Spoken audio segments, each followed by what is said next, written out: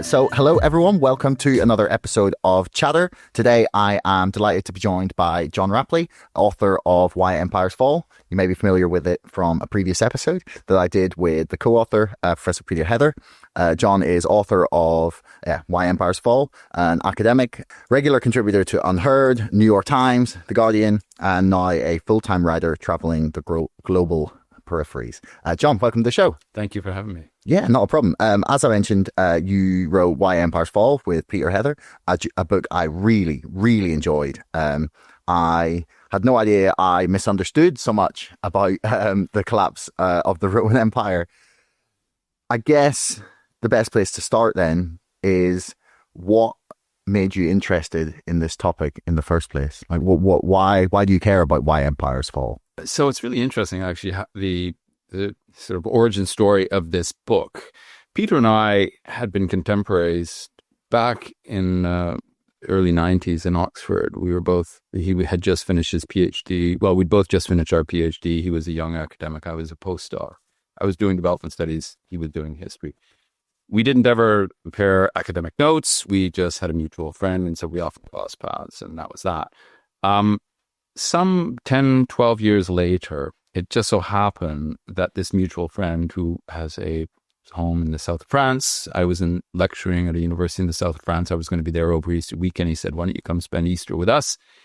And you'll remember the Heathers, they're going to come and join us as well. So we just happened to be together. I had just finished writing a book, published a book on contemporary globalization.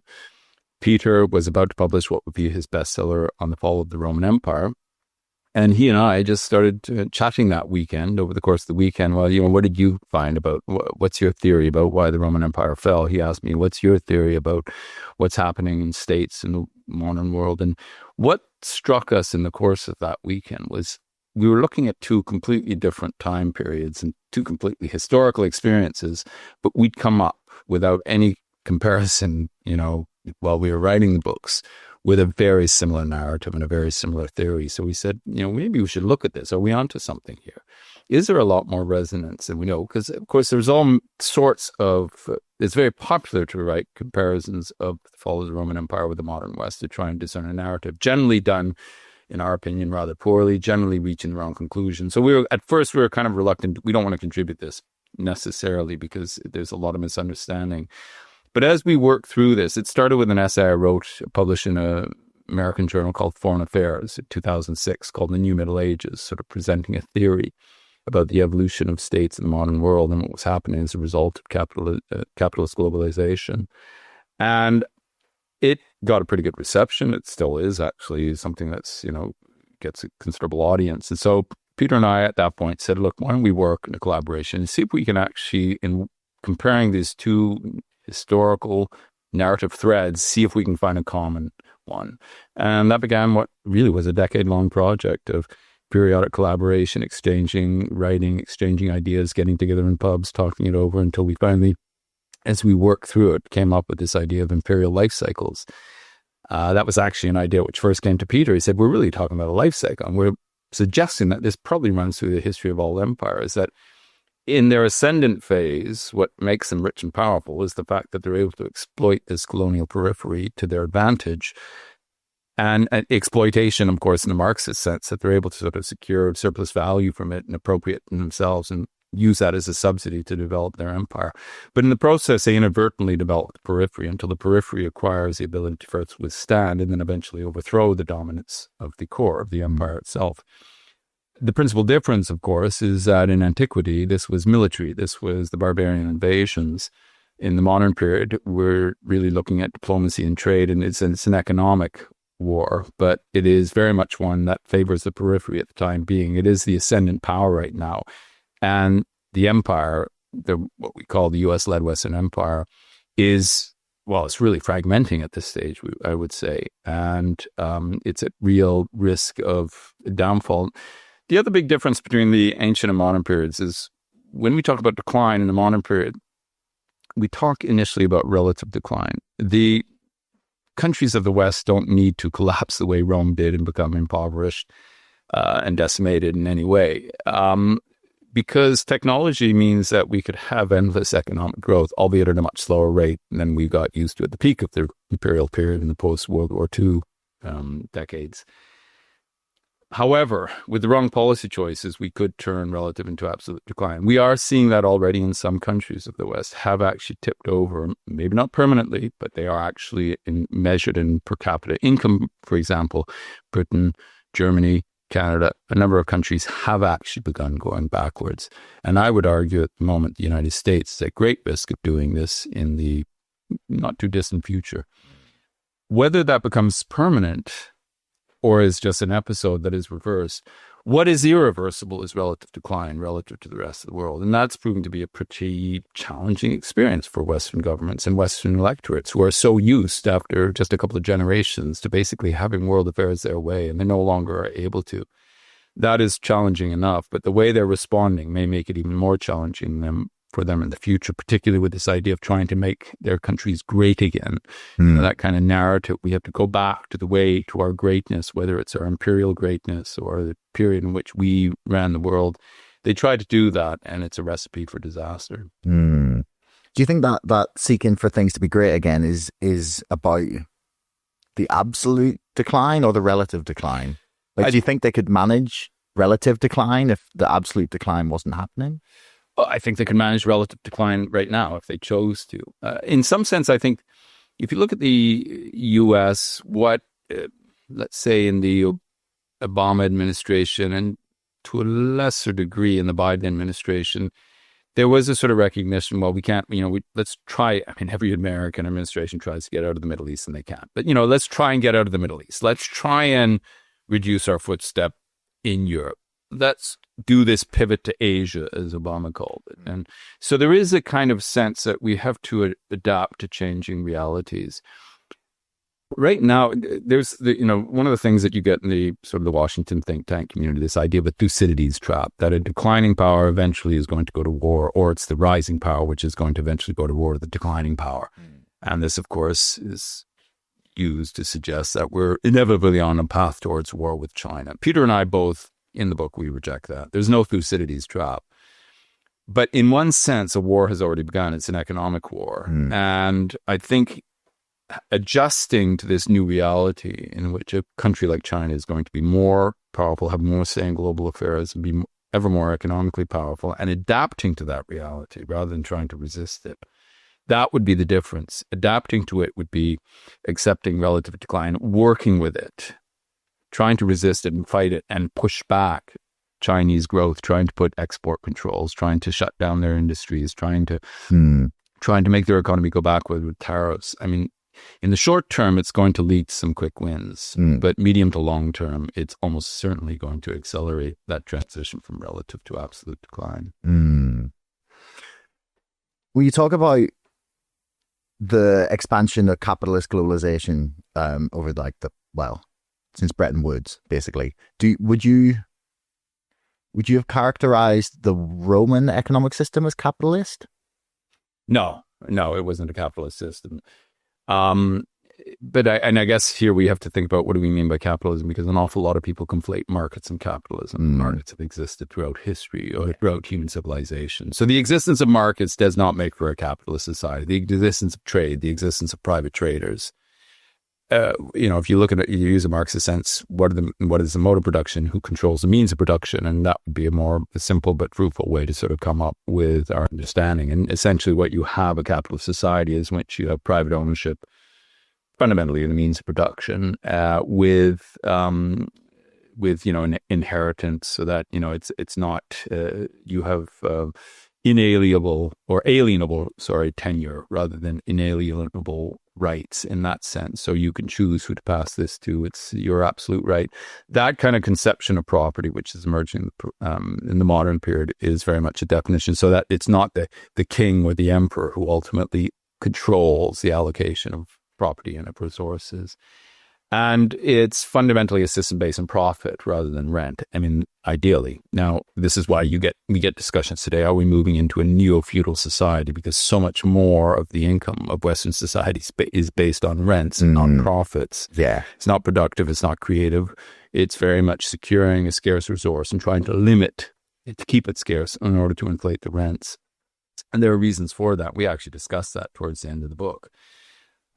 So no, Rome was not capitalist. The modern world is very different. In another respect, though, there's a fundamental similarity because there is a misunderstanding. One of the common pushbacks you get, and we have got, often from people who haven't necessarily read the book, who say, well, you can't say that the modern West is an empire because there's no administrative center, there are no colonies, and that's based on a misunderstanding of how the late Roman Empire actually functioned. And Peter talks about this not only in this book, but in his other work.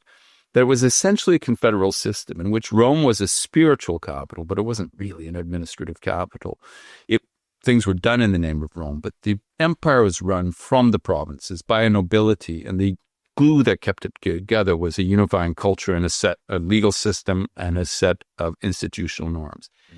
And what we argue, that we sort of show the way in which the Bretton Woods system and the attendant set of institutions like G7, the OECD, NATO, the WTO, initially the General Agreement on Tariffs and Trade, the IMF, the World Bank, all of these are done to sort of bring together a set of Western powers, and really quite a remarkable achievement, of course. These are countries which have a history of going to war with each other because they are trying to maintain their own empires.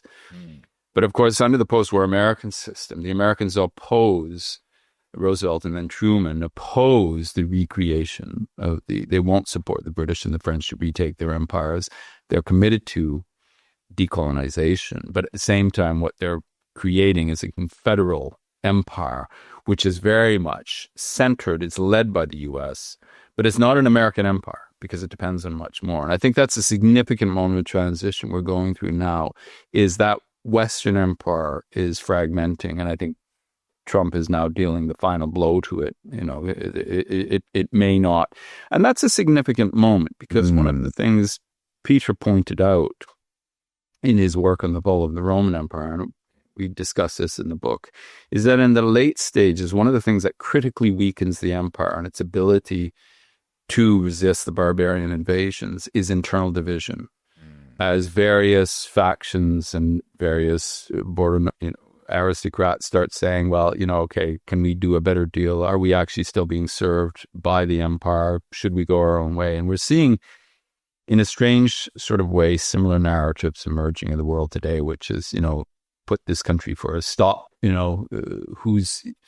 Are we really, friends with our West allies, or are we actually closer to Putin? And these kind of fragmenting narratives, which are becoming very common in the politics of Western societies, the unity that could be taken for granted in the second half of the 20th century is just not there. Yeah.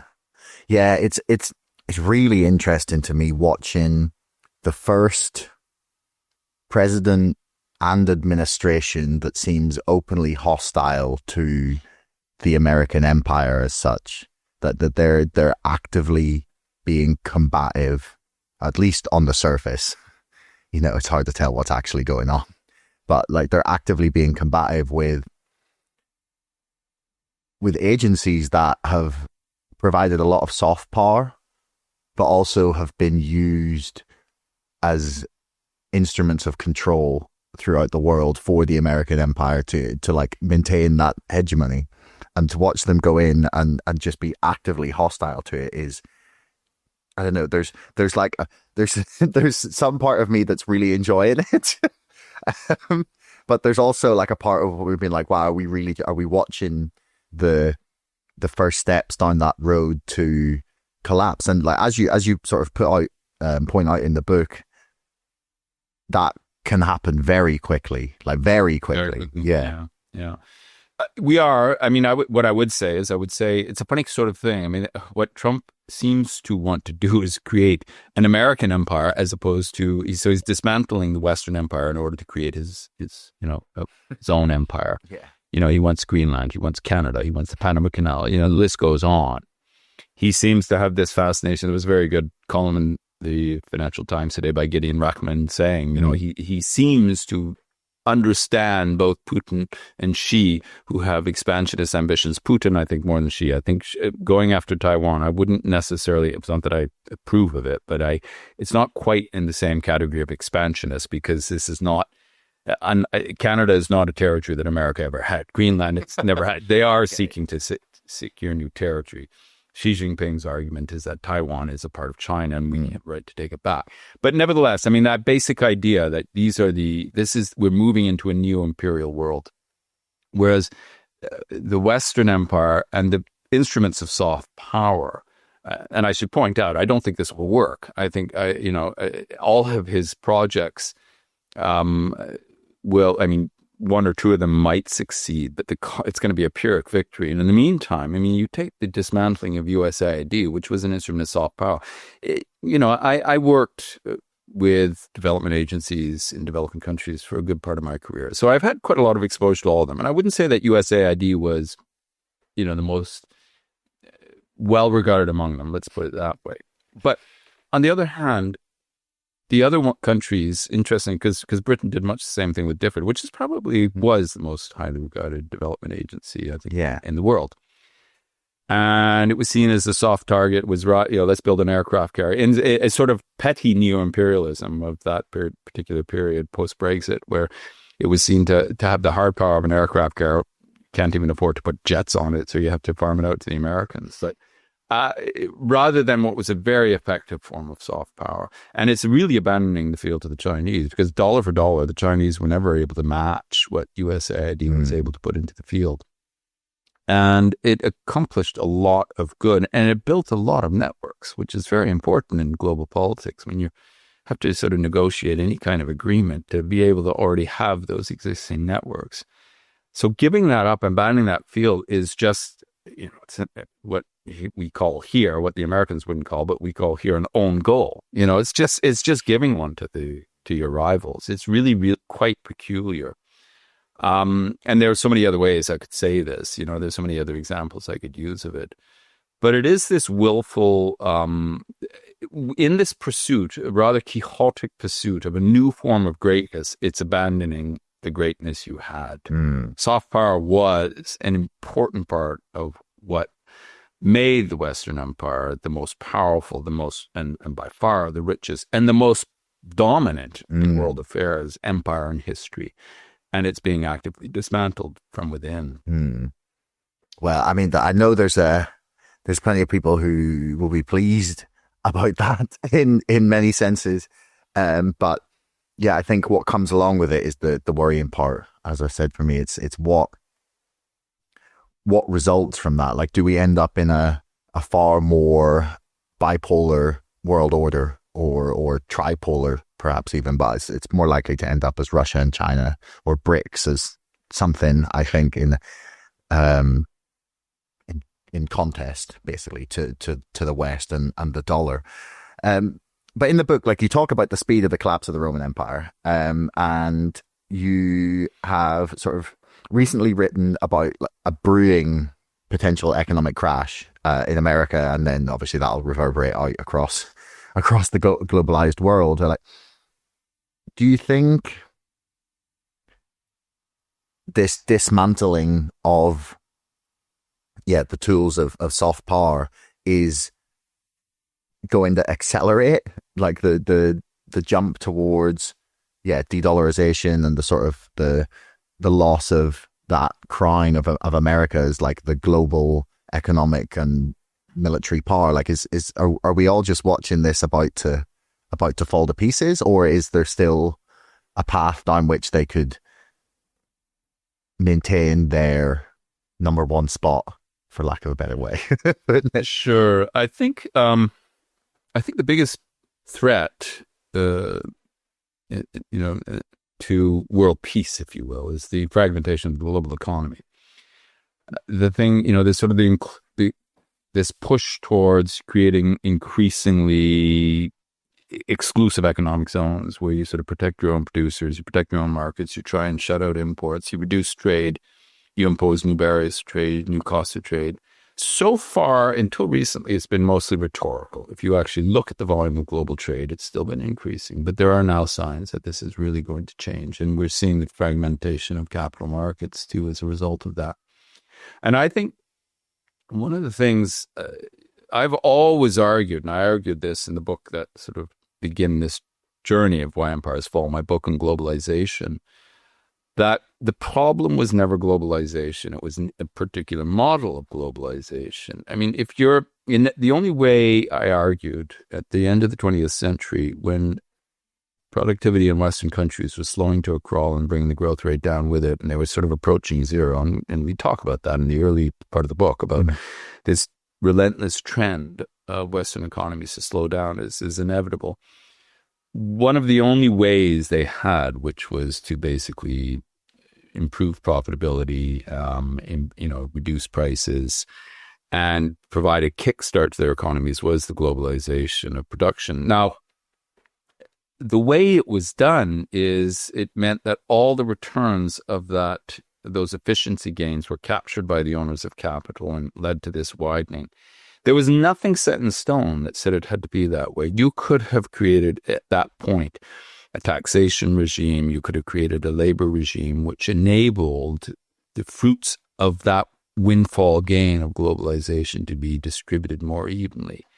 Unfortunately, our politicians in Western countries bought wholly into and to some extent promoted themselves, because some of them, to not put too fine a point on it, got quite wealthy off it themselves in their post-political careers. You know, they went into work as directors and consultants of the very firms they were helping to capture these gains. In some cases, whilst they were still sitting in. The list is long. It's very difficult to point to a politician. I mean, I think in some ways, the sort of the death of Jimmy Carter is the sort of the death of Nero, because he was the kind of politician from that, you know, you do your political career and then you go retire into the limelight and you do good work. You write your memoirs as Harry Truman did, but what you don't do is you don't make yourself phenomenally wealthy as Bill Clinton and Tony Blair have done. Yeah. And I think, therefore, they had an interest in promoting this particular model, and that was bound to turn the working classes of Western countries against globalization. And then you wrap it all up and, we just do away with globalization, but funnily enough, try and keep neoliberalism. So this is the first stage we're going through, and it's not tenable. So I think it's that fragmentation that is a real threat. The reduction of trade, because the growth of trade unquestionably brought efficiency gains, which led to increases in output and increases in income. The fundamental problem was how that was managed and how that was distributed. And we're going to continue to pay a high price. And then in subsequent economic crises, which become an inevitable outcome of this, we have this peculiar regime in which asset owners, central banks put a floor under asset prices, but a ceiling on wages. So if wages, if the unemployment rate goes too low and wages start rising, the central banks come in and choke off demand for fear you're going to get inflation. But it's not the same with asset prices. Asset prices can go to the moon and they say it doesn't affect us. But as soon as they fall, they come in with bailouts and loose monetary policy, because you have to preserve the political or the financial stability. You can make a very good economic argument. Of course, there have been a lot of money for some of my colleagues in the economics profession to make those arguments throughout their careers. And they've been paid handsomely by, sitting themselves as consultants to these banks. Making the arguments why we have to do this. But basically what you're doing is you're creating a regime in which you guarantee that the elites will pull further and further away. And the people who actually sustain the regime, the working classes, no longer support it and are turning against it.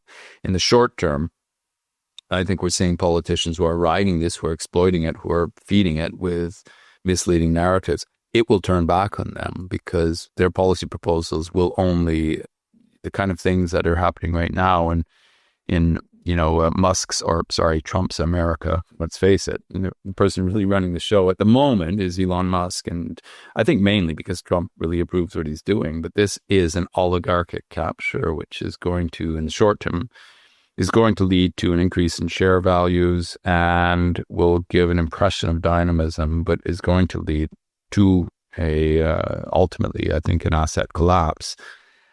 And that's when the pitchforks metaphorically will come out once again. And this time it'll be much harder for central banks to step in, because part of the result of this policy regime is a steady rise in inflation, which is leading to the devaluation of the currency. And at the end of the day, if a central bank can't defend the value of its currency, it has no reason to exist. Well, there's quite a few people who watch this show who would argue they have few reasons to exist anyway. It's funny how often in different books that I currently read that are sort of diagnosing different problems in the modern world, or pointing to signs of collapse as you do, and how many of them start with Bretton Woods, or how many of them Bretton Woods forms this jumping off point for neoliberalism, for all of the institutions that you pointed out there, the IMF, the World Bank, the UN, many of them. And I find it, I've always wondered, is Bretton Woods, is that where all of our problems in this modern world began? Do you think that the Western Empire would be on the same trajectory had it not been for Bretton Woods? Is it the thing that made it great, for lack of a better word, and then has also sown the seeds of its own destruction? No, I don't think so. I actually think that that whole model of what has been called liberal imperialism, excuse me, which emerged at the Bretton Woods Conference and was articulated by the lead American negotiator, Harry Dexter White, was, if you look at the empires of history, it would rank among one of the more enlightened models that we've seen, if not the most enlightened. I'm not making a pitch for empire, but I'm just saying empires are a fact of life. And this was, as things go, but if you have to live in an empire, this is one you'd want to live in sooner than you want to live in some of the other ones. I think the problems really began later in the century because there was a time limit to this, as we depict in the book. What happens in that, what's often called the Golden Age in France, les Trente Glorieuses, in Germany it was the Miracle. It was this period from about 1948 till about 1973. The end date changes slightly from Western country to Western country. But during this period, in which the economic growth of Western countries is averaging 4 to 6% a year. It's a remarkable expansion, and it's much faster than almost all the developing world. And so there's a pulling away, a widening of the gap from between core and periphery. And essentially what you have is a global trading and also financial regime which acts to effectively transfer resources from periphery to core throughout that period. So some of that added growth is an actual subsidy that's coming from the empire. But nevertheless, throughout this period, there's a couple of things which are happening in the periphery. One is they are developing. They're developing more slowly, but they are growing. The businesses are developing. But the other thing, very importantly, is that if you look at the independence movement in a lot of these countries, the first couple of decades, they're just they're building states from scratch in some cases. There's no bureaucracy to speak of. They don't have central banks. They don't have people with the institutional memory. And they get a lot of things wrong, but they do get some things right. But what they do is a lot of learning. So that by the time you get to late in the century, they're now able to approach international negotiations with a bit more savvy. Until then, they're basically everything. They're just signing up. And, the real turning point comes in Seattle in 1999 when they finally sort of draw a line under the previous negotiating strategy at GATT and WTO meetings, where a handful of Western countries basically set the agenda and then give it to everyone for approval. And there are reasons why in the earlier decades it was convenient for developing countries, almost without exception, to just sign up and approve. They weren't in a position to negotiate better deals, but they did acquire that ability later in the century. So when this model enters into crisis, and it really enters into crisis from the late 1970s, I think with different leadership in Western countries, we might have ended up in a different space. But we ended up with presidents in the U.S. like Ronald Reagan and Bill Clinton, who attempted and for a short period of time managed to engineer, in a period that American hegemony, particularly over financial institutions, was quite strong, to engineer a sort of transition which prolongs the benefits of the West, but in the process, I think, sows the seeds, particularly with this model of neoliberal globalization, which gives a short burst of prosperity to Western countries, but ultimately sows the seeds of the popular rebellion against it. I think that's where the problems really begin, that at a critical moment in the history of the West, the leaders we had took us down a bad path. And they did it for reasons that served their constituents well and served their own interests well.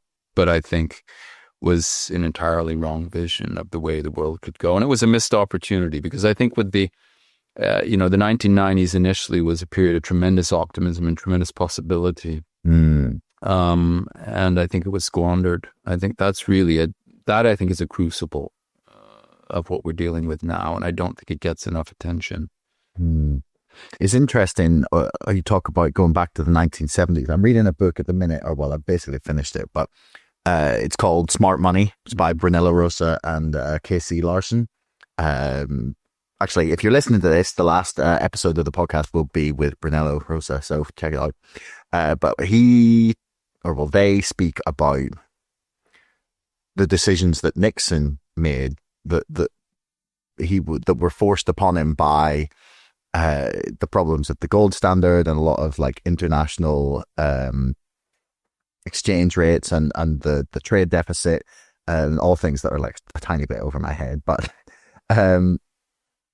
then they speak about the fact that period of growth was essentially caused by the amount of volatility in the rest of the world, causing all the money to be saved in America, essentially, from, the Asia was going through their own crises. There was the breakup of the Soviet Union that was causing a lot of, there was a lot of geopolitical and global economic turmoil, and all the money was parked in America, basically, because it was the safest place to keep your money, essentially.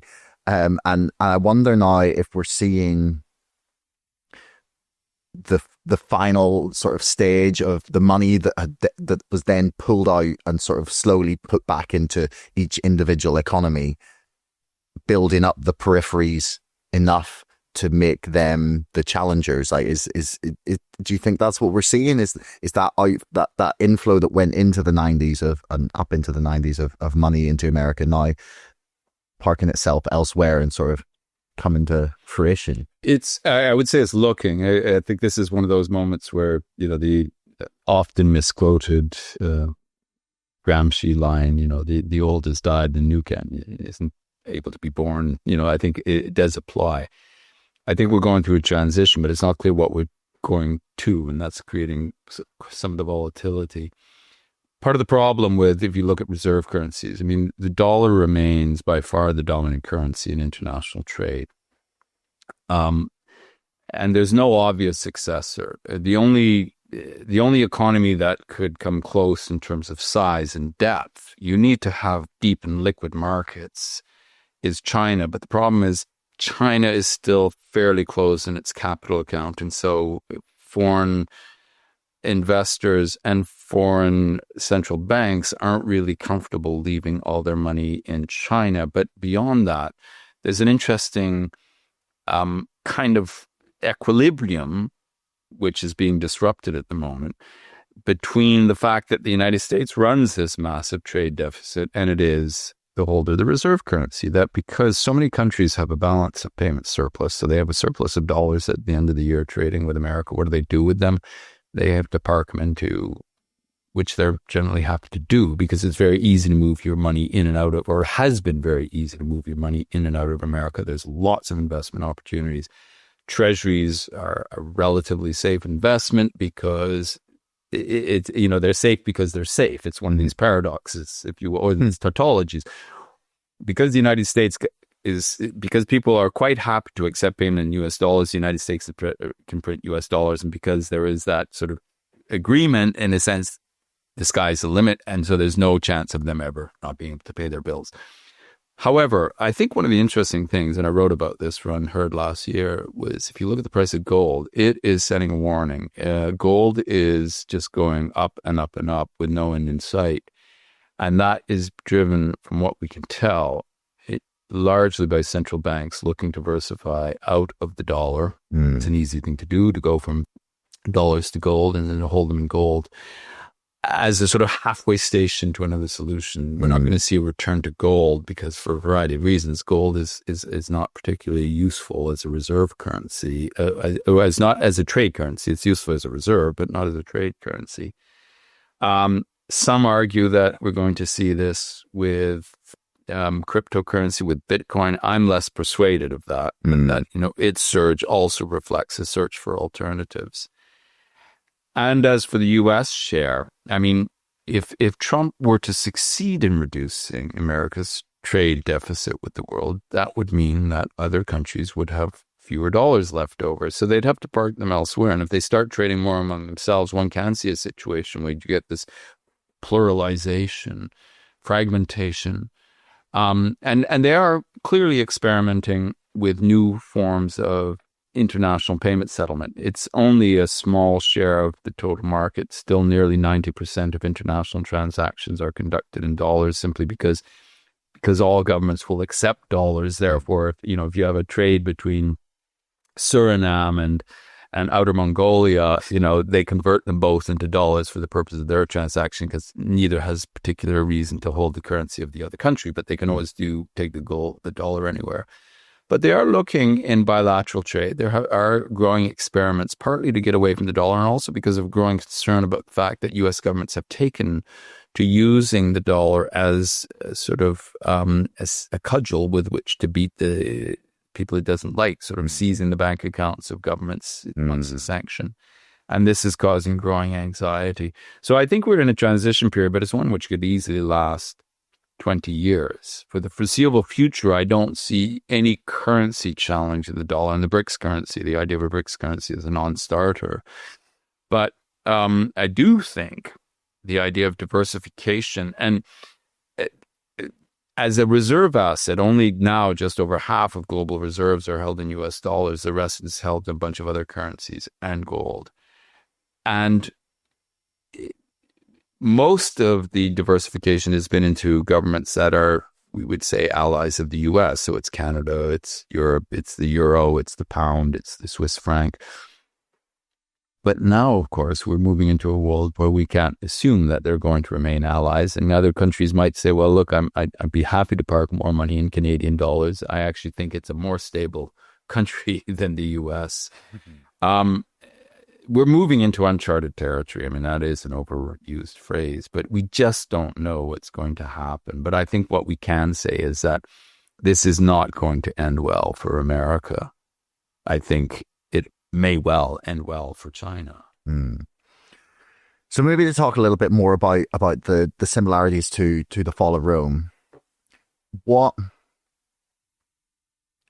levers and what buttons do Trump and the West have to press and play around with that Rome didn't? So we're looking at, we can look back and say, okay, well, the Roman Empire, there was not the sort of level of economic growth. They hadn't quite invented fractional reserve banking. It was very agrarian, sort of agriculture based economy, and they hadn't invented the money printer as such. What things can we do to prevent the same thing happening in the West, theoretically? Like, how could we prevent the peripheries, invading, essentially? Maybe not militarily exactly, but economically. Like, how do we stop the peripheries overtaking the core and watching this fragmentation happen that you've discussed? We can't prevent the periphery becoming ever more, closer to the core. It's going to continue rising. It's going to remain the fastest growing part of the world economy. But the key difference between the late Roman period and the modern period is that we live in an era of technological progress, whereas the Romans, it was a steady state economy from one year to the next. There was really no change. And so the rise of one power necessitated some absolute decline on the part of the other. It had to lose something because the means of production were fixed, which is to say, or immobile. You couldn't sort of outsource farming. You had to take the farmland, and so you actually take that out of the Roman tax net. So there's an actual Roman decline. Today, we don't need to do that. We can actually envision a world in which we continue to grow at probably something close to 1% a year, maybe a bit less, but certainly, we don't have to go backwards because the global periphery is rising. If we had if we took a more of a partnership view and we said, okay, what are the things we can actually collaborate on and cooperate on, as was done in the early stages of globalization. And that was done fruitfully. I think the problem, as I say, was not that it was happening. The problem was that the beneficiaries of these were so restricted to a small number of asset owners that it turned the mass base of the regime against that particular regime and undermined it.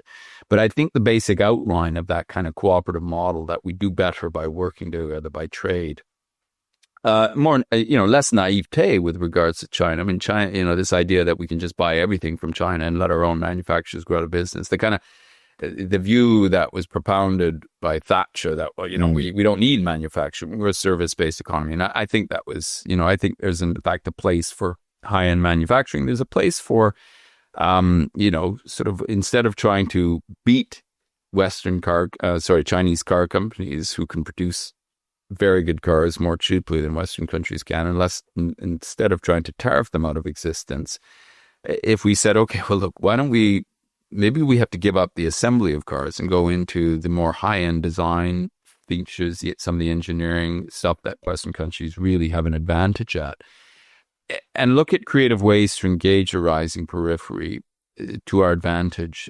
We need their labor. Our healthcare systems depend on it, and we're turning against immigrants. We're actually undermining our long-term interests and even our short-term interests with these kind of measures. How do we, would there be, if we really, really don't want, nurses coming into British hospitals, should we be sort of sending our patients to hospitals in developing countries? Where they can get treatment for a fraction of the cost. A lot of the surgery could be done in, very good hospitals in these countries, much less, we have to think, as it were, in very creative ways. And there are a tremendous number of opportunities.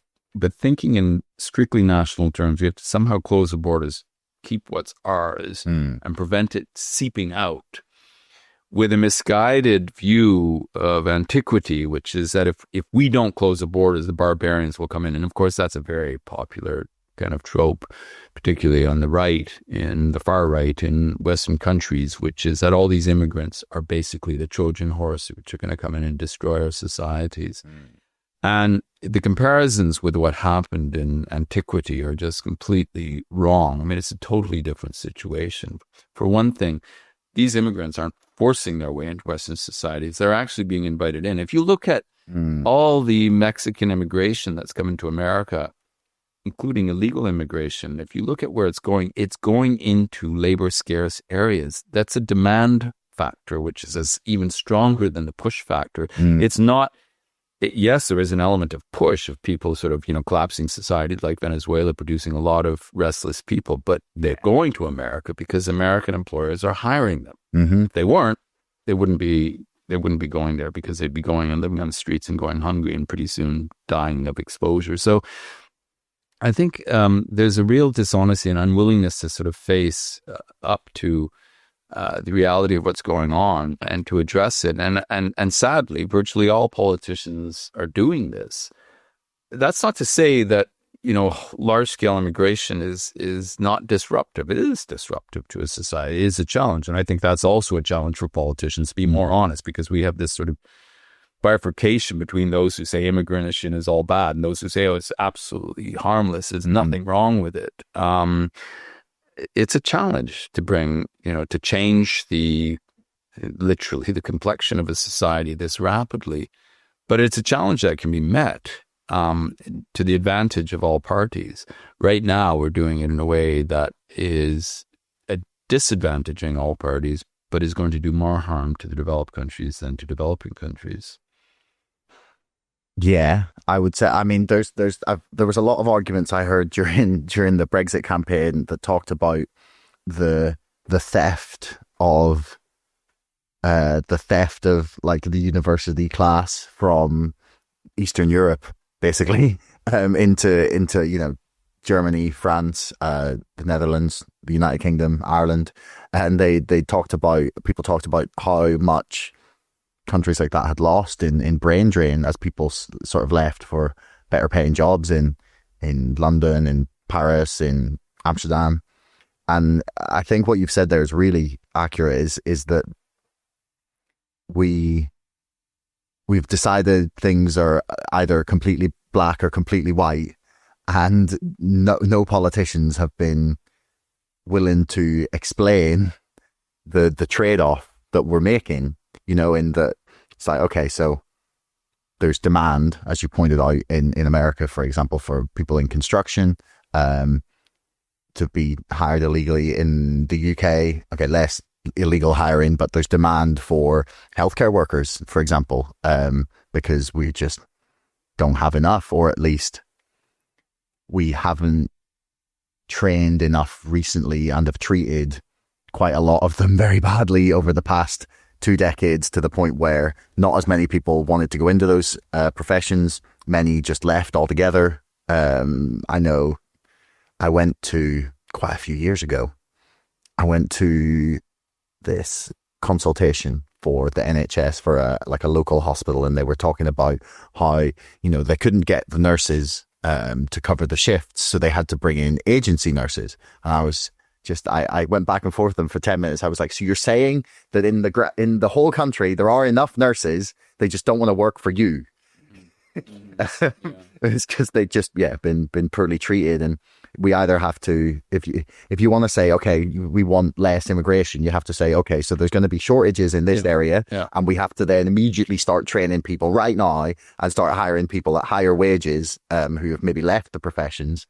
In the meantime, it's a trade-off that people just aren't willing to discuss, like politicians especially. It's because it's neither is a fun choice. Do you know what I mean? Neither, not fun, that's a poor word, but neither is like this perfect option. There is no wonderful solution. There's only trade-offs. Yeah. I mean, you take something like the Brexit vote. I mean, the Brexit vote would be a perfectly reasonable option had it been coupled with the trade-offs. So, for example, I would have favored sort of a debate that framed it as, we can have Brexit, but if we have Brexit, we have to scrap the triple lock on pensions, first off. Secondly, we'll have to scrap a lot of the treatments we do under the NHS. We simply won't be able to generate the resources needed to do it. And you go through the list of the adjustments, but certainly starting with triple lock on pensions, there's no way you can sustain that with the existing labour force. And of course, there isn't a politician in the land who will say this. They'll say they're going to, it's ironclad and it'll stay. They're not going to reverse Brexit. And so we're stuck in this kind of stasis where we're stagnating, and we'll continue stagnating, or we'll continue going backwards. Until you have a government that is willing to frankly face up to these trade-offs and say, this is what we can do, we'll just have revolving door governments. There'll be one-term governments who are voted out because they simply can't deliver on the policies, the promises they made. Rachel Reeves won't deliver growth with kind of refusal to, that we won't raise taxes. Well, if you're going to maintain the services, you're going to have to raise taxes. And if you're going to shift them onto business, as she's done, you're going to discourage investment, and you're going to slow growth, and therefore you won't have the revenue you need. There's a real problem. And if they're not willing to face up to it soon, they're going to be certainly voted out in the next election. But then the next government, I would say it's a safe bet, will have face the same fate until we actually are willing to address those trade-offs. Yeah. I mean, one of the things they could do is print loads of money, which brings me to currency debasement. I mean, and you guys touch on it sort of briefly in the book once or twice. And it's something that I've spoken to a couple of, one Austrian economist and one Bitcoin maximalist, who both pointed at currency debasement as a reason for the fall of the Roman Empire. And obviously we're seeing quite a lot of said debasement in the modern world. Like, how much is that mirrored by what was going on at the end of the Roman Empire, or how much is that sort of just a myth? Well, in the course of writing or working on this book together, which took place, as I said, for more than a decade, really a couple decades, nearly a couple decades, decade and a half. Interestingly, currency debasement didn't come up in the Roman Empire. It does come up in the contemporary period, although the issue there is not that currency debasement is going to bring about the fall of the West, but that currency debasement is a symptom of it's a way to, if you will, it's sort of like treating cancer with painkillers. You're not actually solving the problem, but you kind of are able to mute it in the meantime. But in the meantime, the cancer gets worse. I think that we are going through a period of currency debasement. We have been going through it for a while. And essentially, what I have argued is that what you have as a result of really starts the start date for this varies. Different economists say different things. And I should point out, Austrian economists are rather taken with the idea, I was going to say, if you have an economist saying currency debasement led to the fall of the Roman Empire, they're almost certainly an Austrian economist, because that happens to be a particular pet peeve of theirs. I mean, I have a high regard for Austrian economics, but I don't think doesn't actually, and it's also a temptation of economists, because generally they're poor historians and they sort of apply a contemporary model and find enough resonance that it seems to explain certain things. What is happening, I would say currency debasement in Western countries, which I would put the start date with 1987, Alan Greenspan's, the so-called Greenspan put. Mm-hmm. This idea that with every time that asset prices fall, central banks will step in, printing cheap money to inflate asset values, using the logic in neoclassical economic theory that asset price inflation is not real inflation, because until it works its way into the real economy.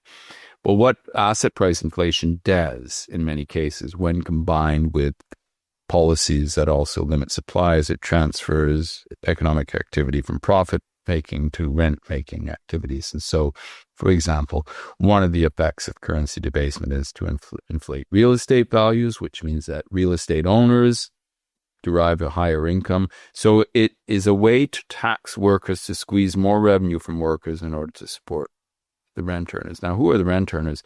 Well, to a very substantial degree, they are, in fact, those pension funds. And that's the way you can manage to keep pensioners in style to which they've grown accustomed, even though the economy is simply not able to generate the resources were we to maintain the kind of distribution we have. And you can say we're not raising taxes, but in fact, you are taxing labor more and more, because they're paying a higher and higher of their share towards these rents, whether it's paying for property, paying rent, paying to buy a house, whether it's having to pay for their university education. You sort of, as it were, you privatize more and more functions and put it onto the shoulders of the workers, but you don't necessarily privatize those functions, put them onto the shoulders of the rent earners. So that's been coupled with central bank policies of cheap money, but that has reached the end of the road, because for various reasons, the bargaining power of labor has been increasing over the last few years in very subtle ways, mainly having to do with the slowdown in the growth of the global labor supply, that the number of workers being produced in the world, the huge migration from rural areas of the developing world to the coastal and riverine cities in China has now passed its peak. Mm-hmm. And so the additions to the labor supply simply aren't able to keep wages from rising that fast. And so with workers able to bargain for higher wages, that's leading to inflation pressures in businesses, which in the short term lead to price increases. And that leads to the inflation we've begun to see as being a more common feature of Western economies in recent years. That will only intensify. And the only way to stop that will be that you will have to restrict the growth of money supply, or actually withdraw money from the economy in such a way that asset prices fall. Until then, you'll just have this great inflation. So the Bitcoiners are right that, they conceivably you could see Bitcoin going to 1 million, but in order to do so, you'd have to have price inflation going to 10 or 12%. That could happen. I don't think it's likely. At that point, central banks have no reason to exist, and the Austrian economists would be happy, or at least some of them would, those who want to go back to a gold standard, who are probably secretly gleeful in some cases that gold prices are surging and central banks are coming under intense pressure from politicians. But I think as a recipe for monetary stability and for future growth in the world economy, it's not a good one, because one of the great achievements of fractional reserve banking and that ability to exploit debt in managed and structured ways that enable us to borrow against future income to generate income today is it enabled us to raise the growth rate. And that had played a very important part in the rise of the modern world and the modern West. With gold being fixed in its supply, you could no longer do that, and therefore the growth would be more likely to slow down quite dramatically, I would expect. So I don't think it's a solution, but it may be the only solution if central banks don't, and that is one of the trade-offs they would have to face is, are they prepared to really say that actually we're going to defend the value of the currency and we're going to countenance a 30 or 40% fall in asset values? Because that would be catastrophic for GDP, right? Well, it wouldn't necessarily be. It would be catastrophic for a certain class. It would have been in the short term. It would cause a recession. But, the thing about recessions you have to remember is that recessions are experienced differently by different people. The 2008 recession was a boom time for bankers, and it was workers. Some people still haven't recovered. And some people still haven't recovered. A recession that punished those who've been benefiting the most from this changing distribution of revenue in the global economy over the last 30 years, punished them, but didn't really affect everybody else who didn't feel it as a recession. Would that be a bad thing? Yeah, but is that really possible? Like, are they not too intertwined in so many parts of the economy? Less and less. I mean, there's, less and less are they intertwined, I would say. I think the main thing, in 2008, what I advocated was that you needed to have a massive stimulus to the working population and to homeowners.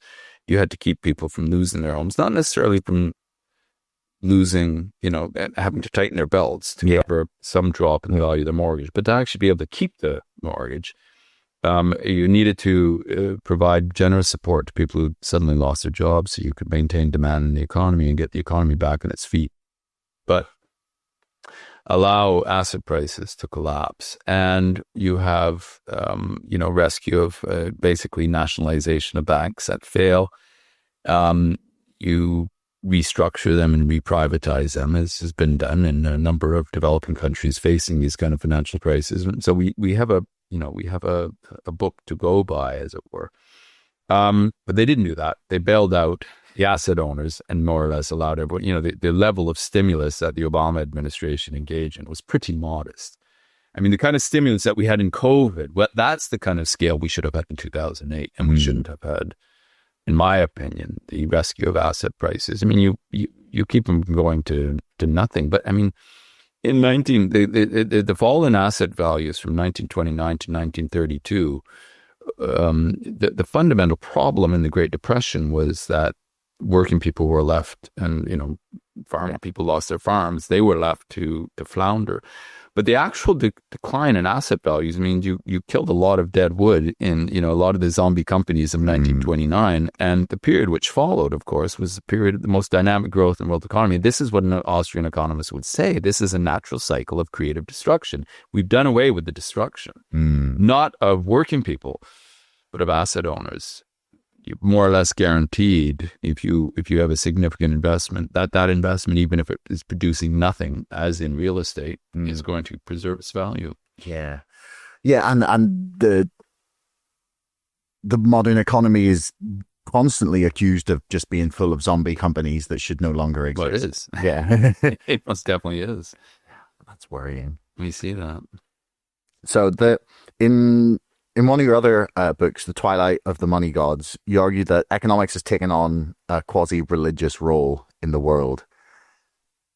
Do you think that there was an extent to which the religion of like Rome and Roman greatness and that myth that sort of perpetrated through the Roman Empire, do you think that had an impact on their decline? Like, were they unwilling to, much like the West maybe is today, realize the situation that they're in?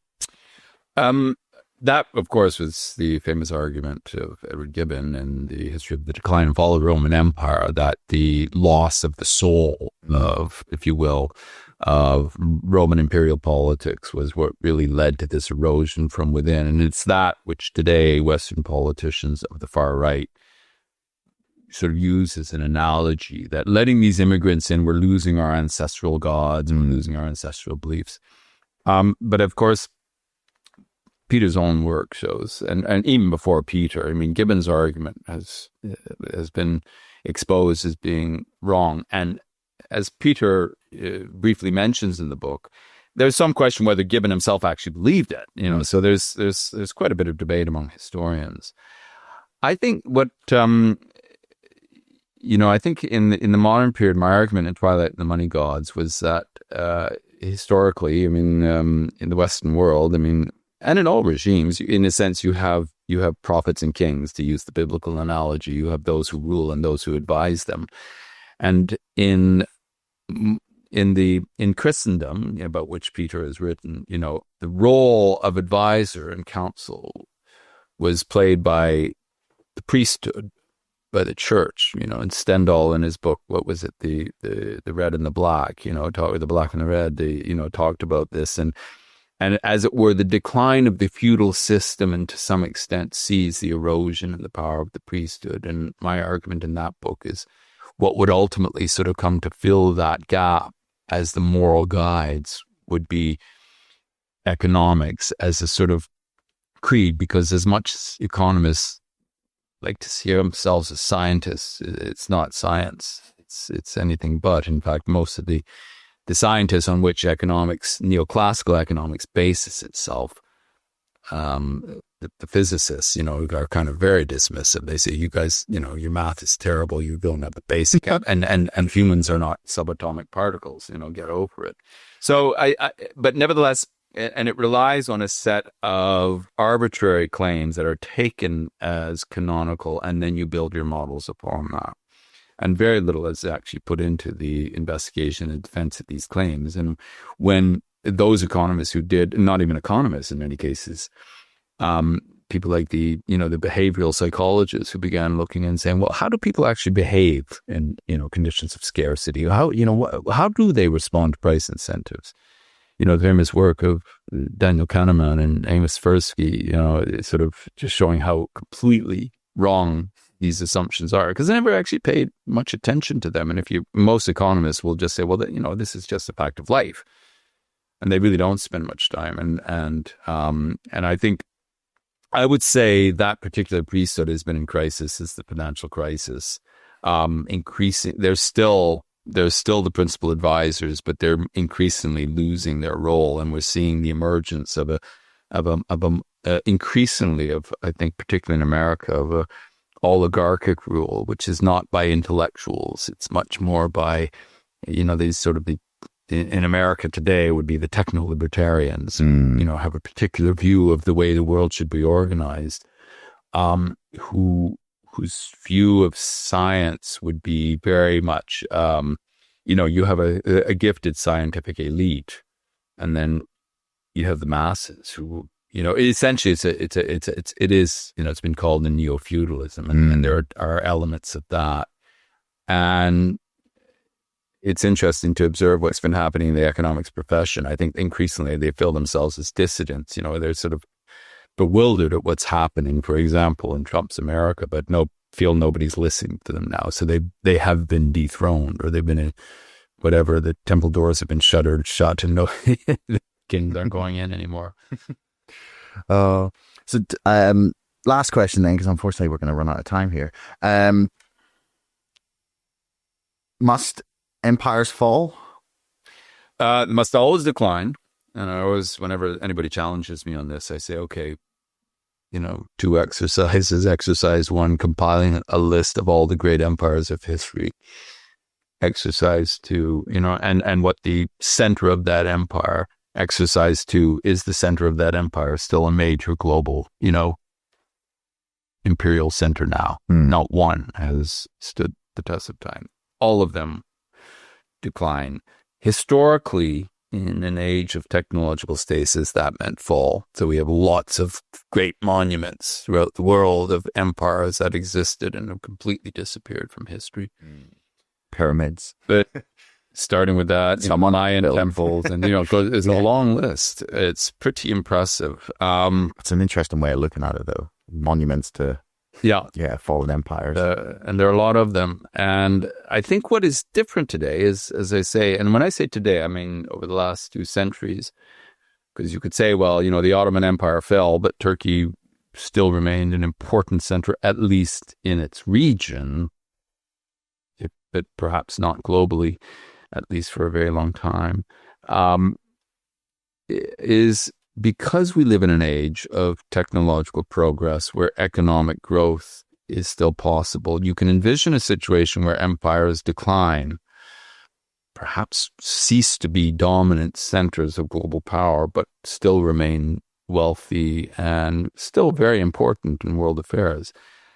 We, Peter and I, writing the book and in the conclusion, were pretty sure that there was no reason that the West couldn't continue to be the leading sort of power in global affairs.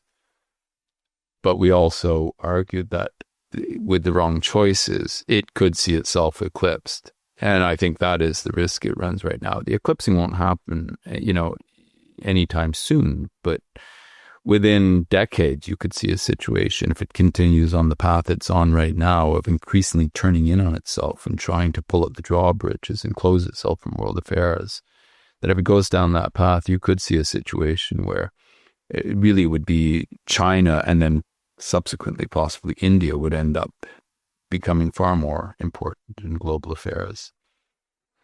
Wow.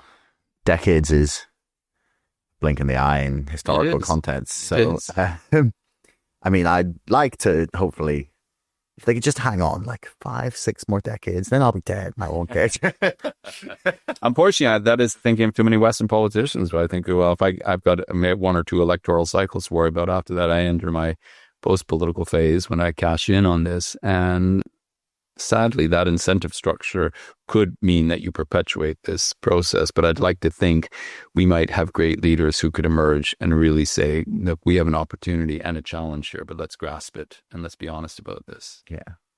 Well, John, thank you so much for your time. It's been a pleasure. People go buy the book, Why Empires Fall. Really enjoyed it. Link will be in the description. Is there anything else you want to plug while you're here? No. I mean, read me wherever you can find me. I'm online a fair bit. I publish regularly on Heard in a Canadian newspaper called the Globe and Mail, and then in other publications periodically. And I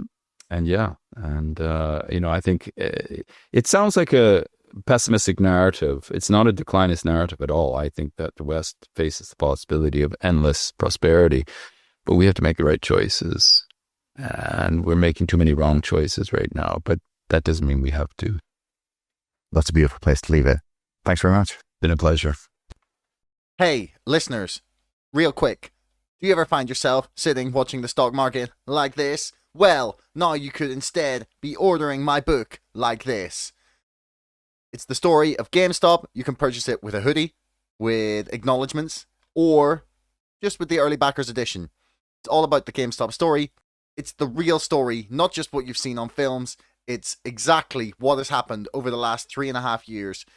And with DFE back, I'm finally able to draw a conclusion to my book. Please pre-order it. It really helps me out. And you will get it eventually, I promise. Hopefully this year.